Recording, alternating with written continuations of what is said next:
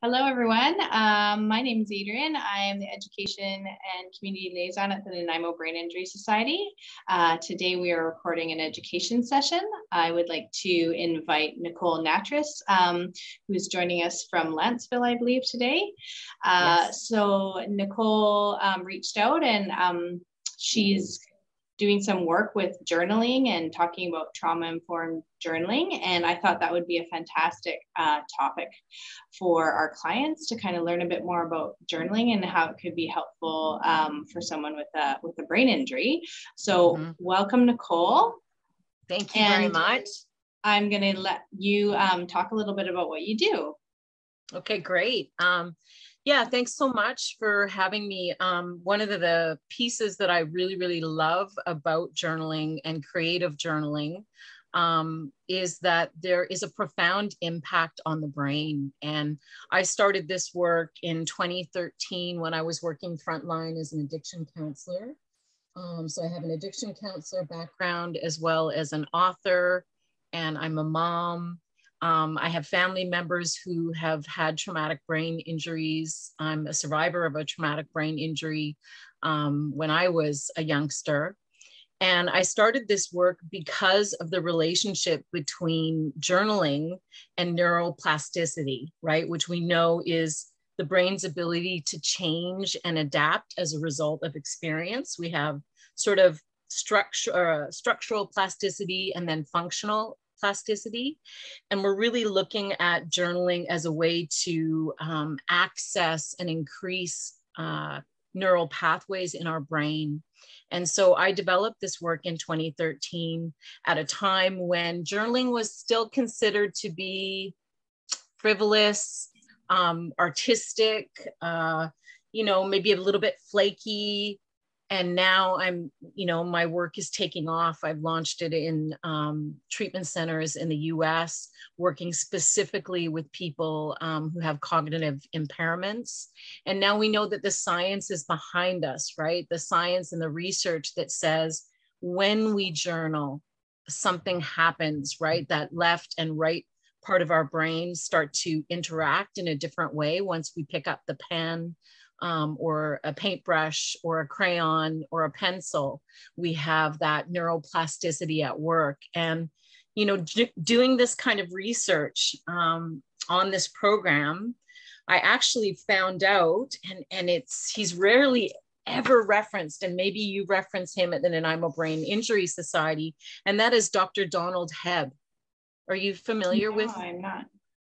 So, what's really cool is he's a Canadian psychologist, and he was actually referred to as the father of neuropsychology. And he said, neurons that fire together, wire together. I have heard that. Yeah. And I just recently found out it was a Canadian who said it, right? So my work is really about, coming from a trauma-informed lens with journaling, because journaling is really about our relationship to writing, which can be informed by school. It can sometimes bring up trauma. It can bring up stress. It can bring up performance anxiety. It can bring up different triggers, right? We're conditioned from very young to write a certain way. I was doing a workshop yesterday talking to someone who distinctly remembers, someone standing behind her, teaching her how to write the perfect way, right? So we have all of those pressures. And so my work is called creative journaling. I call it creative journaling for self-care. And it's really about having permission on the page to write, to doodle, to, grab color, to grab stickers, there's a sense of enjoyment. We know that enjoyment is a motivating factor in our lives, right? So the more that I want to go to my journal to express my thoughts, my feelings, my ideas, maybe even to work out a problem, to stop before I react, and to write down what I'm gonna go through. We know that all of those tools increase our self-care. They can boost our immune system. There's scientific benefits now of journaling tell us that regular journaling strengthens our immune cells. You know, Dr. James Pennebaker, lead researcher in journaling, talks a lot about working with groups with asthma, and that those groups, when they're regularly journaling, even 20 minutes a week, show improvements in how they're managing what they're going through. And I think that you and I, when we were originally talking, you know, on the phone, I talked about how with folks who have had strokes, that often now what occupational therapists are doing is encouraging people to doodle, right? Just land on that page without it being artistic or art, but really allowing the brain to have that massage, right? When we doodle, when we take that time for coloring. So, I mean, it's my thing. I love it. I've been so fortunate to work with so many different people with journaling. And it's kind of funny because journaling for me came really easy. You know, I started journaling like in this tiny little, you know, grade 5 journal that's, you know, really messy with all kinds of stickers in it kind of thing, just my thoughts, you know. And I knew at an early age that when I took the time to listen to myself, I was really saying, I matter. My feelings matter. My thoughts matter. What I'm going through matters. And it's funny because most of the clients that I work with are clients who journaling doesn't come easy, right? There might be, like I said, school-based trauma. There could be resistance to it. They could find, you know, looking at a blank page intimidating.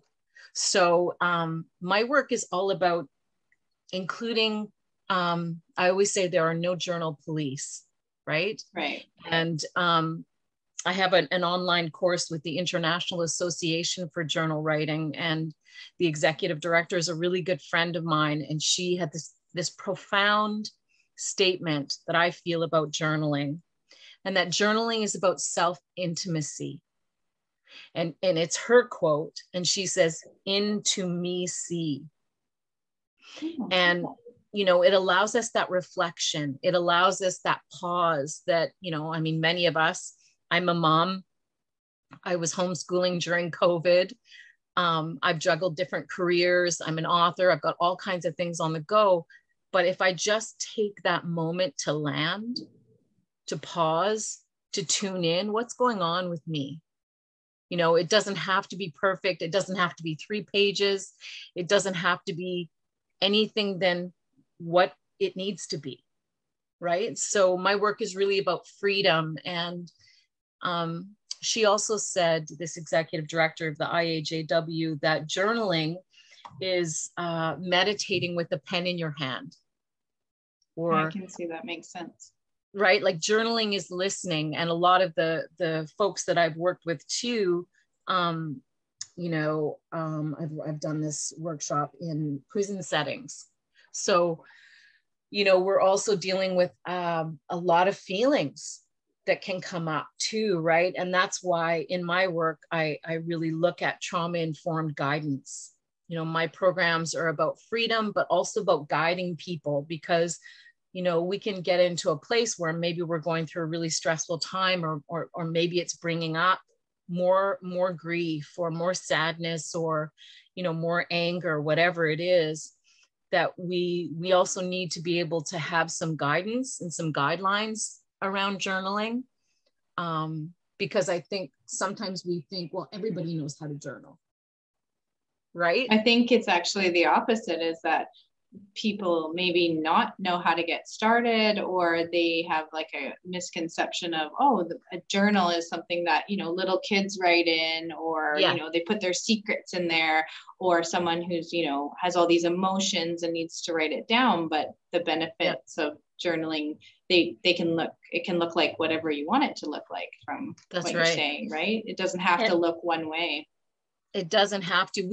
When that's where we get information about ourselves. Like if I'm working with someone, a lot of the courses that I do, if they're e-courses or online courses, I always include a coaching call, because a lot of it just teaches me information about myself. Like if I'm writing on the page and I'm judging the way I'm writing, right? Like, oh, I know I for many, many years, I could not make a mistake on the page without having to rip it out. And that's just from school. I didn't grow up with a computer, right? We grew up with, you had to handwrite those essays, and the standards of perfection were up here, right? So it gives me a lot of information about how I'm talking to Nicolle, like where's my compassion? And for years, you know, I always show a couple of my journals, but for years, it took me a long time just to allow myself to be a bit messy, like be a messy printer on the page. Like, is it okay?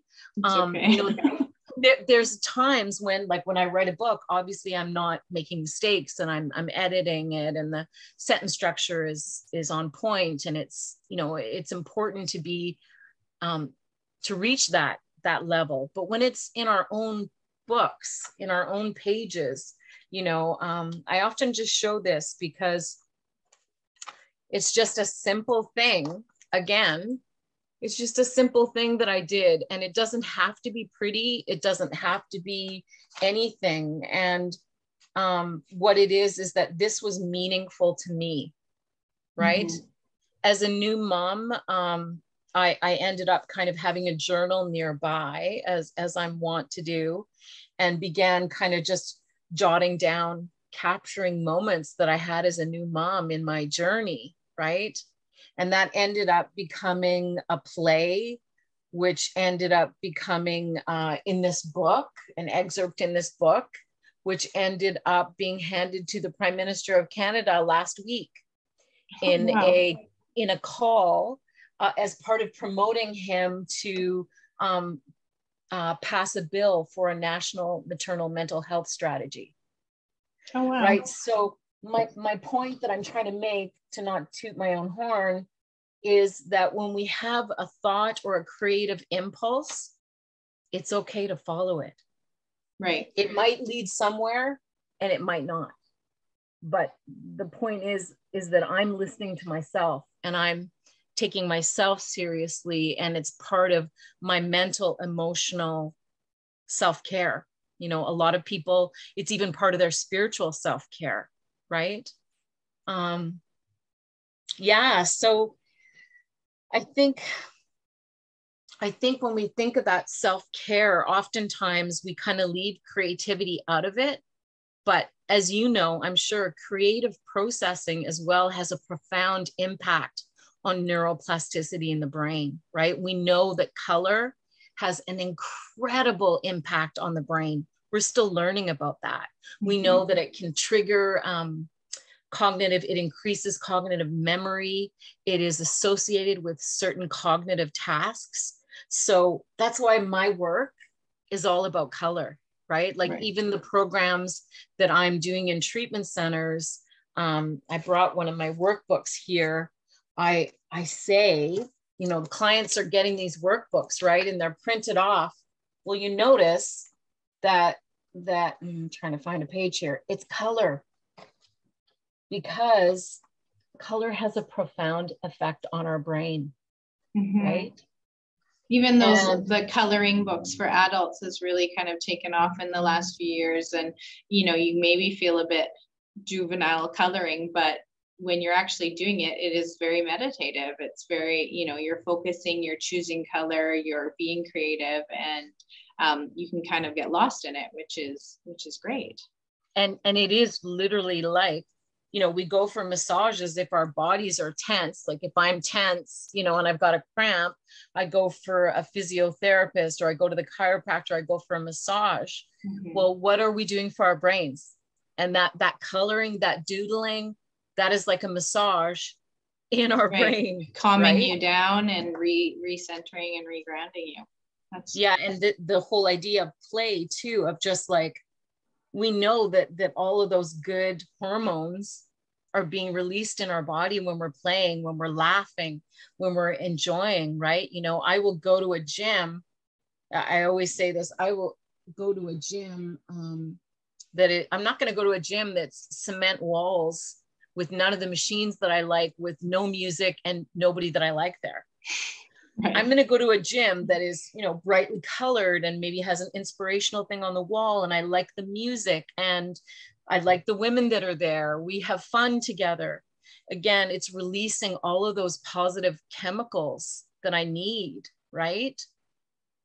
That's the mental, physical connection there. And I really think with journaling, you know, even doing small things, I work with a lot of people who don't want to write on the page, like even taking index cards, starting small, you know, like stick-it notes and stuff, and just doing a list of like, one of the things that I love to do is like, you know, put 1, 2, 3, 4, 5.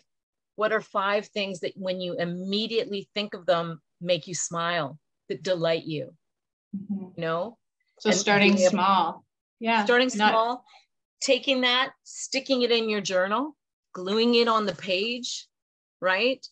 Gluing it on the page. And every time you look there, and I recently learned this, you know, the other great thing about journals is that we can look back on them, right? You can look back on them and kind of reflect again.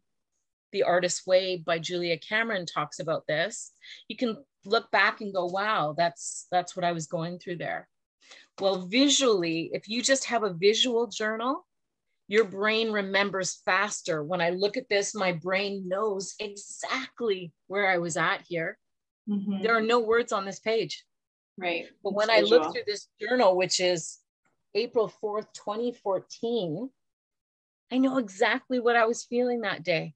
I know exactly why I did that day. That is like instant reinforcement, instant affirmation, right? It's a touchstone. So I talk a lot about using journaling as a touchstone, you know? The other piece that I just want to talk about, just because we were talking about children, is that during COVID, I, you know, like many of us, the schools shut down, all kinds of things were happening as a parent.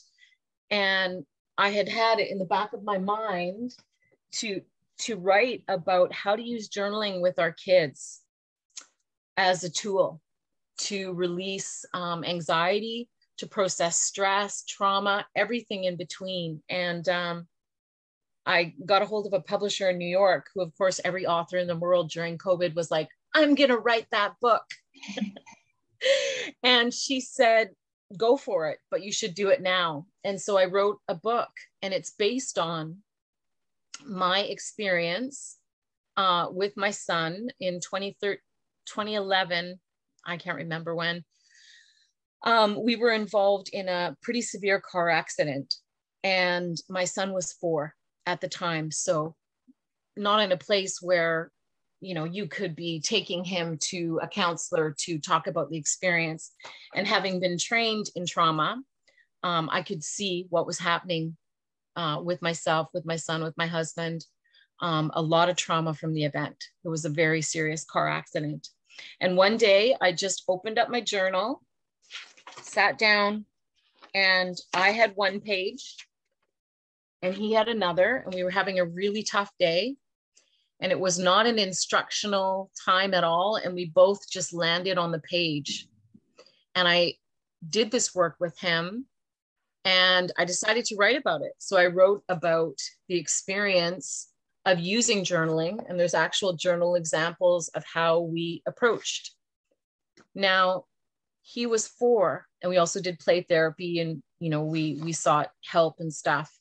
But being able to have this kind of nonverbal connection and attachment with my son was key to his recovery. He was able to, and he, you know, he's older now, but he can look through the journals and go, I was drawing the car being crushed here. Like he wouldn't understand necessarily until after, because when he's older. That's right. That's right. And yet he knows, and he had an opportunity for it to be not reinforced. We weren't reinforcing the trauma of the car accident. We were letting him express whatever was going on. And I would express too. And a lot of times, and then the next thing you know, we would take it to restaurants, and then we would take it to grandma's house, and grandma could have a page. with him. And it became this tool and resource that is non-instructional. It's not performance-based. It's not a tree has limbs and it's green and that's what you're doing. Mm-hmm. No bounds. No bounds whatsoever. And it's also an opportunity for me to model as a parent. Like if I'm not a good drawer, I'm not a drawer, right? And that's important because I think some people think or feel that internal pressure to be, when they're creative, if they have the idea that they're not creative or that they're not talented artists, that, you know, they don't like what they're writing or what they're coloring or what they're drawing, but it's not really about that. I guess that's kind of the point. There are no journal police, and I have the opportunity to model that as a parent based on how I deal with my own judgment of myself. I go, oh, that doesn't look like how I wanted to draw. Huh? Yeah. Okay. What am I modeling? I'm modeling like, I'm going to move on and we're going to do this. What's that? I don't know. Right? I don't know. But that was that day. Yeah, me too. Right? Mm-hmm. So because what I've learned, and this in a strange way makes sense, circling back, is what I've learned about the folks that I've worked with in journaling is that when we don't have our trauma validated in some way or expressed in some way or witnessed, it's just witnessing. I'm not correcting him. I'm not the authority on your journaling. Like if we were working together, I wouldn't be making comments on your journal. I'm witnessing. I'm actually holding space for you to have a soft place to land, for you to express. Period. Mm-hmm. That's healing. When I work with people in addiction, oftentimes their pain has not been witnessed or validated in any way. So here we come back to journaling as this place to land, to express, and feel supported, right? And not judged. Again, it's not performance based. I have to show this funny thing. I was talking about this yesterday. So my son and I, when he was little, we were playing with sparkles or whatever, and he was getting frustrated because, you know, the sparkles wouldn't stay on the page. So we decided to put like saran wrap on the page and then put tape on it so that he could have this. Right. Again, it's just something, it's an experiment. And I think life is an experiment. Mm-hmm. Right? We're constantly learning, we're constantly experimenting with different things. And so my approach to creative journaling, you know, whether I'm working with someone in recovery, whether I'm working with someone who's never done journaling before, whether it's a 6-module program, or working with nurses, doctors who use journaling to process their own stress, it's all about freedom. Freedom. And also being aware of, you know, when maybe it's time to not journal, right? Like if you're feeling a lot of anxiety and you go into journaling and you're doing it and you come out of it and you're like, I don't feel good. Like this is making me feel sad, like really sad, right? Then we know like, this is a time to step away and take a break. This is a time to maybe reach out to someone in a support network, to talk to a counselor, to kind of check in about yourself, because it really is about that intimacy, right? Which is why writing prompts are so fun, right? At least writing prompts give you an opportunity, you know, to be guided a little bit on what you're going to write about. But yeah, I've been blathering here. There's so much, there's so much to say about it. I had the opportunity to sit and observe an art therapist work with folks who had injuries of various kinds, trauma. Some were vets. Some had obviously sustained brain injury as well, and had the opportunity to watch this art therapist work. And it really is about how we listen and how we support people. And you know, with clients in terms of supporting from a trauma-informed lens. Right. I'm going to see how it would feel to be walking in their experience. Right? Yeah. That's really the basis of my work. And the other piece is that, you know, it can help family self-care, right? It can help everybody understand what someone's going through. If someone is going through a really frustrating time because of a brain injury, or a really frustrating time in their lives where they can't communicate like they used to, being able to have a journal, you know, whether it's a small journal, I always say, you know, try different kinds, right? Like if it's a line journal, great. Mm-hmm. If it's a blank journal, great. You know, and you can change it as you change what you're doing and what you want to write about. You know, like what works for you, right? Again, there's no journal police saying, well, you have to write every single day, dear diary. Mm-hmm. This is what happened to me. A lot of times I don't have time to write. People always say, well, I want to write, but I don't have time. And I say, neither do I. If some days I land on the page and I'm running out the door and it looks like this. You're busy. Okay. That meant that you were busy. It just meant like I'm doing the best job that I can. Right. Who's marking me? No one. Nobody. No one's marking me. And for me, color, right?